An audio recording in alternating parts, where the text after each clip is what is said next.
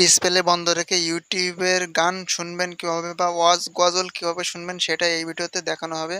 তো ভিডিওটা প্রথম থেকে শেষ পর্যন্ত অবশ্যই কন্টিনিউ করবেন। তো প্রথমে আমাদেরকে গুগল ক্রোম ব্রাউজার ওপেন করতে হবে এবং এখানে আমাদের লিখতে হবে m.youtube.com। ঠিক আছে, youtube.com এর আগে m ডট লিখতে হবে। তো এখানে দেখেন এটাকে আপনাদের লিখে সার্চ করতে হবে। তো সার্চ করার পরে কিন্তু আমাদের সামনে এরকম ইন্টারফেস কিন্তু শো করবে।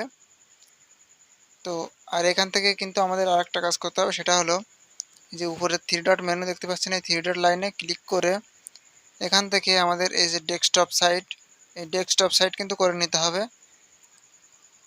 তো ডেস্কটপ সাইট করে নেওয়ার পরে কিন্তু এরকম পেজ শো করবে আমাদের সামনে। তো তারপরে এখানে দেখেন অনেক ভিডিও কিন্তু শো করতেছে। তো এখান থেকে আপনারা উপরে সার্চ বক্সে ক্লিক করে এখান থেকে যে কোনো গান, ওয়াজ, গজল এখান থেকে সার্চ করে নিতে পারবেন।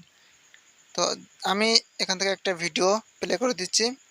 তো দেখেন এই ভিডিওটা আমি প্লে করে দিলাম।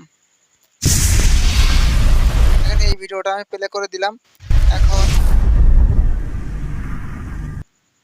এখন এখান থেকে সরাসরি হোম বাটনে প্রেস করে বেরিয়ে চলে যেতে হবে।